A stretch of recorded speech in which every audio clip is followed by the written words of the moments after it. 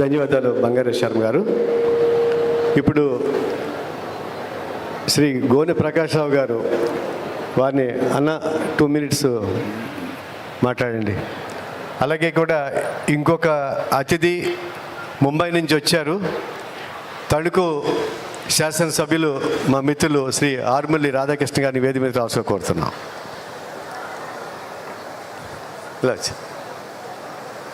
సభను నిర్వహిస్తున్న మేము సత్యనారాయణ రాజు గారు అంటారు, కానీ మేము చైతన్యరాజు గారు అంటారు. మాజీ ఎమ్మెల్సీ, మరి విప్పు, వారి కుటుంబ సభ్యులు. ఇది 2వ తెలుగు మహాసభ. నేను చాలా చిన్నవాడిని, కానీ 3వ మహాసభ మాత్రం నేను చైతన్యరాజు గారికి విన్నపం చేస్తూ ఉన్నాను.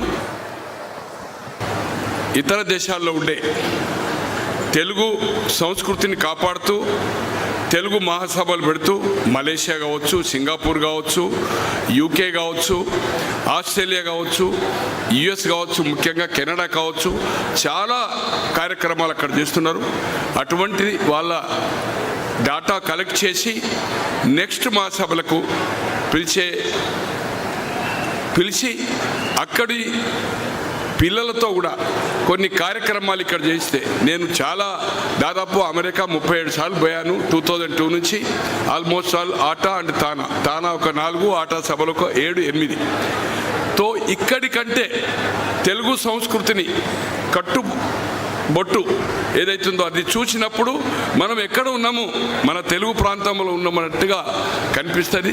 వాళ్ళని పిలిపించే ప్రయత్నం చేయాలని ఈరోజు ముఖ్య అతిథిగా వచ్చిన వెంకయ్య నాయుడు గారు మరియు లక్ష్మీప్రసాద్ గారు, యార్లగడ్డ, వేదికను అలంకరించిన పెద్దలందరికీ, ఈ యొక్క తెలుగు సంస్కృతిని నాకు తెలిసినంత వరకు వారు విద్యార్థి సంఘ నాయకుడిగా ఉండి వెంకయ్య నాయుడు గారు, మేము అక్కడ తెలంగాణ ఉద్యమం 2వసారి చేస్తున్నాము. 69 నుంచి 71 తెలంగాణ ఉద్యమం, తర్వాత 72, 73 ఉద్యమ కాలంలో వారు ఏబీపీవి నాయకుడిగా ఉండి విద్యార్థి సంఘ ఆంధ్రసేన లీడర్గా ఏదైతుందో, ఆంధ్ర కావాలని ఏదైతుందో ఉద్యమం చేసినట్లో వారు, మాదాల జానకిరామ్ గారు, అగస్టియన్ గారు, నాకు తెలిసినంత వరకు అప్పుడు తెలంగాణకు ముల్కీ నిబంధనలు చెల్లుతాయని సుప్రీంకోర్టు రూలింగ్ వచ్చిన తర్వాత 1956 తర్వాత మేము ఆంధ్రప్రదేశ్గా హైదరాబాదులో మాకు ఉద్యోగాలు లేనప్పుడు మేము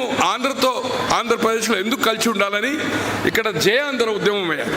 మళ్ళీ అక్కడ మేము జై తెలంగాణ, చెన్నారెడ్డి గారు నిరుద్యోగం ఉండి చెప్పాలంటే వారు మళ్ళీ ఏదైతుందో ఒక కాంగ్రెస్ ఫోరం అని స్థాపించి వారు చేశారు. సత్యనారాయణ రెడ్డి గారు కానీ సోషలిస్ట్ లీడరు, జనతా పార్టీ నుంచి ఒకసారి, తర్వాత తెలుగుదేశం నుంచి ఒకసారి రాజ్యసభ 12 సంవత్సరాలు, తర్వాత గవర్నర్గా ఉన్నారు.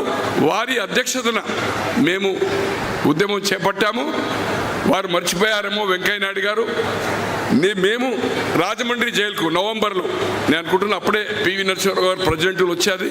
మేము ఇక్కడ ఒక 20 days నేను ఈ రాజమండ్రి సెంట్రల్ జైల్లో ఉన్నాను. మీసాగా విద్యార్థి నాయకునిగా, విద్యార్థి సంఘ ఉపాధ్యక్షునిగా మంచిర్యాల డిగ్రీ కాలేజ్. వారు మాదాల జానకిరామ్, ఇంకెవరో గుర్తులేదు, వాళ్ళు జైల్లోకి ఎంటర్ అయ్యారు. మేము మా మీద కొంచెం రాజకీయంగా ఒత్తిడి జరిగాలి. మాతో అప్పుడు జైలు మేట్స్గా పేర్ని కృష్ణమూర్తి గారు ఒక అడ్వకేట్గా మాత్రమే ఉండి, తర్వాత ట్రేడ్ యూనియన్ లీడర్, తర్వాత మున్సిపల్ చైర్మన్, తర్వాత ఎమ్మెల్యే, తర్వాత మంత్రి, తర్వాత పేర్ని నానిగారు ఎమ్మెల్యే, తర్వాత మంత్రి. ఇప్పుడు వారి మనమడు ఓడిపోయాడు. వారు జైల్లో ఎంటర్ అయ్యారు, రిజిస్టర్లు ఎంటర్ అవుతుంది. మేము ట్రాన్స్ఫర్ అవుతున్నాం, హైదరాబాద్ ట్రాన్స్ఫర్ అయ్యి హైదరాబాద్లో మళ్ళీ ఒక 15 రోజులు ఉన్నాము. అప్పుడు రాష్ట్రపతి పరిపాలన అయ్యేది.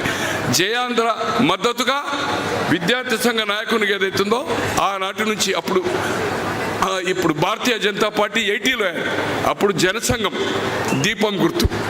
నేను అనుకుంటున్న వారిది 1950, క్షమించాలా, నాది 1949 జనవరి. వారికంటే నేను పెద్దవాడిని.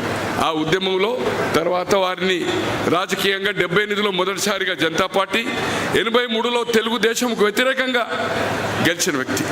తెలుగు సంస్కృతిని, తెలుగు కట్టుబాటుని ప్రపంచమంతా ఉపరాష్ట్రపతిగా, కేంద్ర మంత్రిగా, నేను అనుకుంటున్న పార్లమెంట్ మెంబర్గా, రాజ్యసభగా ఉండి ఇతర దేశాల్లో కమిటీలు పోయి ఇదే సంస్కృతిని కాపాడి తెలుగు కట్టుబాటును ఏదైతుందో ప్రజలకు చాటి చెప్పిన వ్యక్తి. ఈరోజు ఈ యొక్క సమావేశానికి నన్ను పిలిచి చైతన్యరాజు గారు నాకు మిత్రుడిగా ఉండి వారు పిల్లలు కూడా ఏదైతుందో నేను వారు ఎమ్మెల్సీగా ఉన్నప్పుడు పరిచయం అయ్యాను.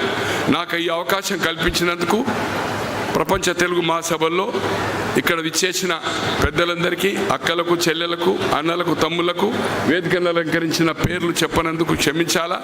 నాకు ఈ అవకాశం ఇచ్చినందుకు ధన్యవాదాలు. చైతన్యరాజు గారికి.